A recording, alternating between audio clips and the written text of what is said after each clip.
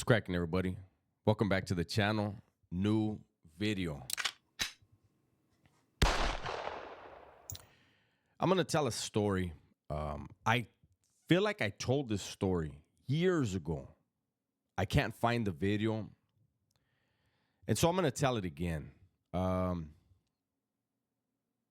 was on the phone with Gunner last night, and we were talking about a specific individual. And for some reason, talking about that individual reminded me of someone that I had been in the California Youth Authority with. Now, the story that I'm about to tell, I'm going to say the neighborhood's involved, but I'm not going to say the names involved, of course. I will say that this is going to remind a lot of people from those neighborhoods, especially one in particular. It's going to remind them of this incident. And it's very well that I may have some of the details off. A few. I can only tell you my interactions and then what I was told, again, my interactions. So I was in the California Youth Authority, and there was a guy on my unit, right? And he was from Grape Street, Watts. Shout out to Grape Street, Watts. And one day we were walking, and look, I'm going to be honest. Like, if you looked at this dude, he didn't seem like, he was some cold killer. Just the way he looked, and that's the thing. There are people in the prison system right now that if you looked at him, you'd be like, who the fuck is that? And the dude is a legend. Has killed on the streets as well as in prison, and will take your wind like that.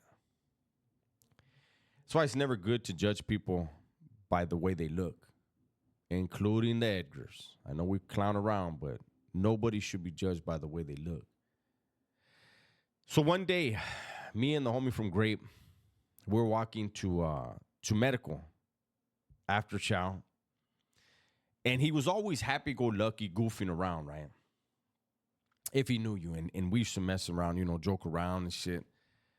And, well, this morning he was more quiet. And I was like, what's up, Holmes? You good? And he's like, hey, Holmes, when I get out, I'm going on a major one. He goes, you'll hear about me, watch. And I was like, Holmes, this and that. And he's like, no, I'm serious, Holmes. I said, what's up? So he tells me that he had got on the phone the night before, right? And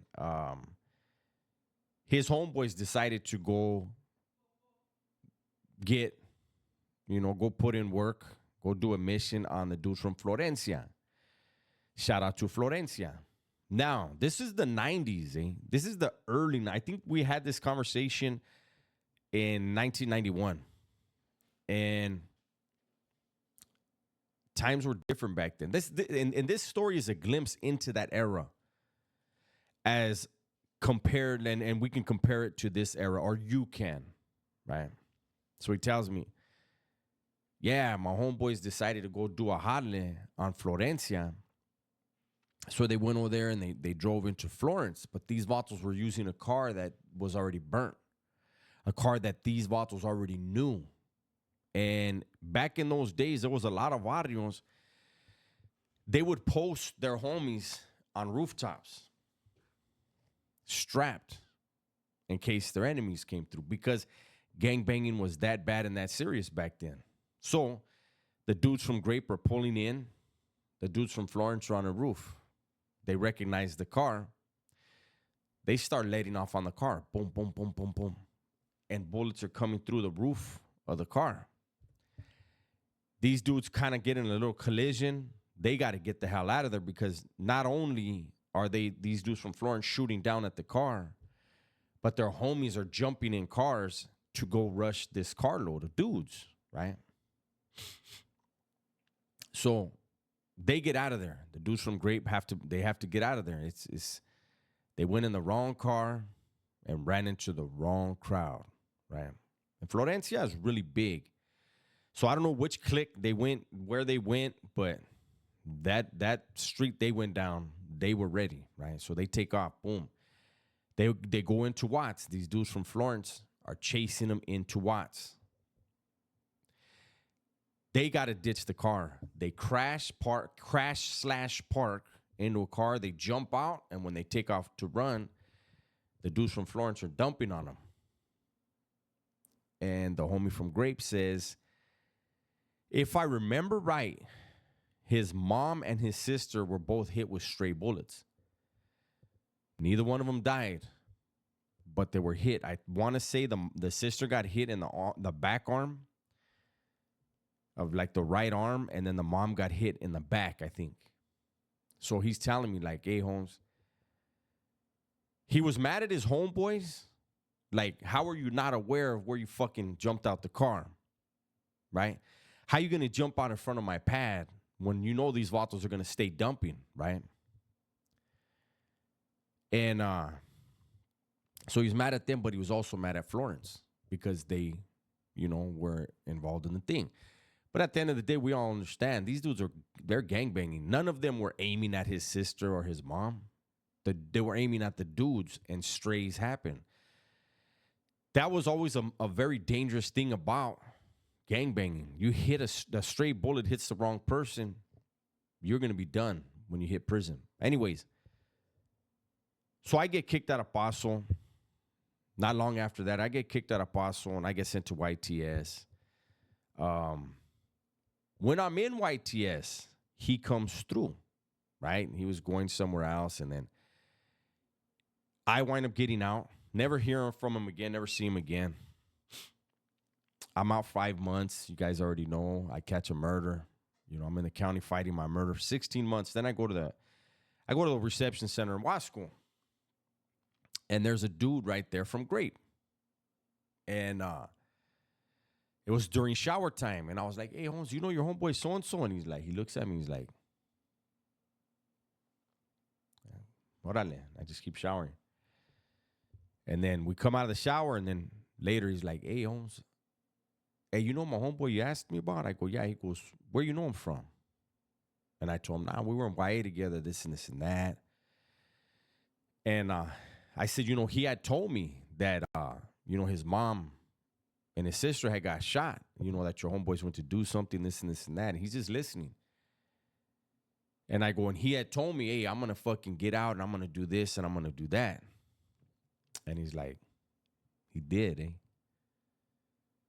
He goes, some people in his family did get hit. That was unfortunate. You know what? That's gangbanging, homie. He goes, that vato got out and went on a killing spree. And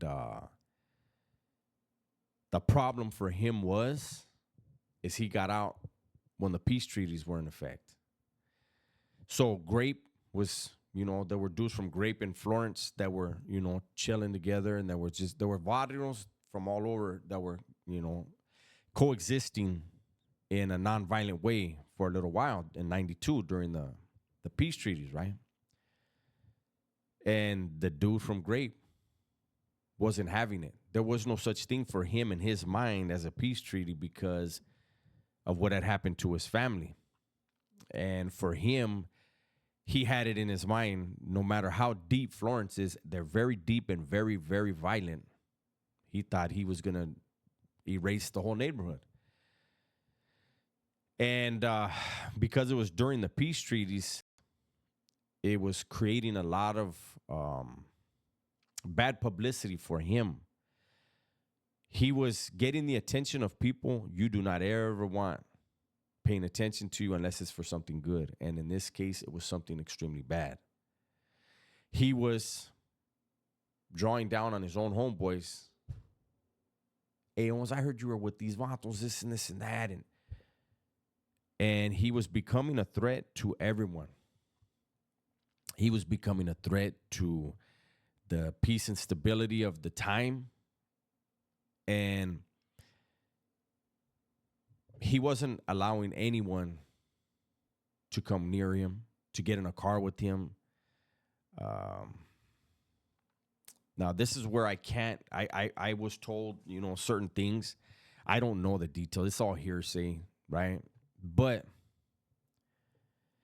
he was running around and he was a gunner. He was gunning down whoever he could, whenever he could, drawing down on people. Like he went on a rampage.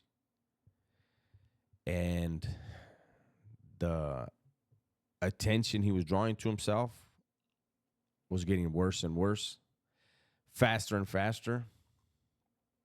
And the homie in Wasco tells me, he goes, yeah, Holmes, if it wouldn't have been for the peace treaties, what he would have been doing would have been like, damn, the homie's putting in work. But at the time, it wasn't the time for it.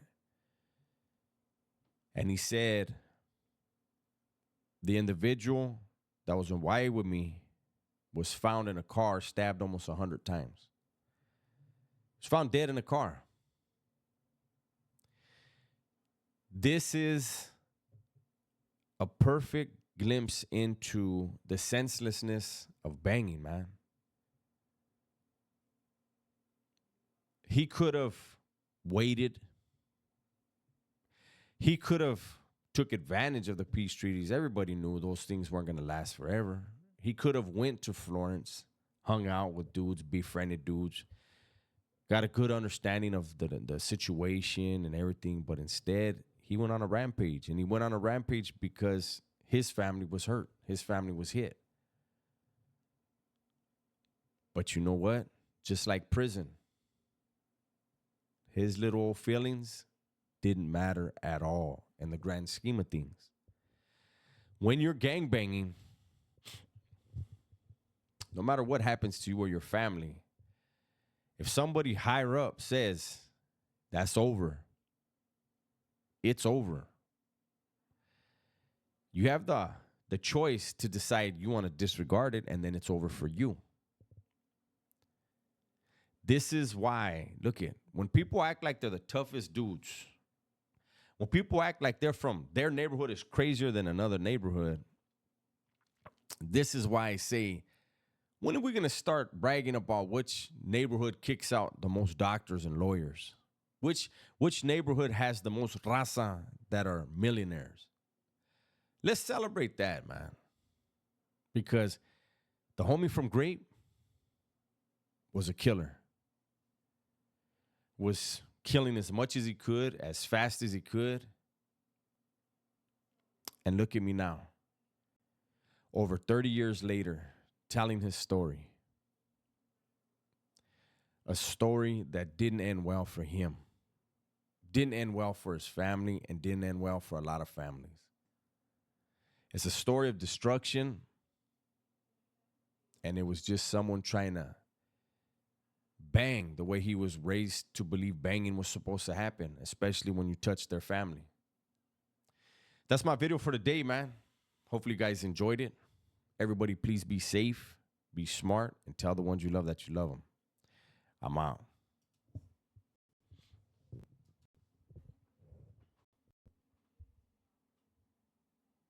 The hell, this thing, it will not stop recording. Am I supposed to keep talking? This is strange. Oh my God.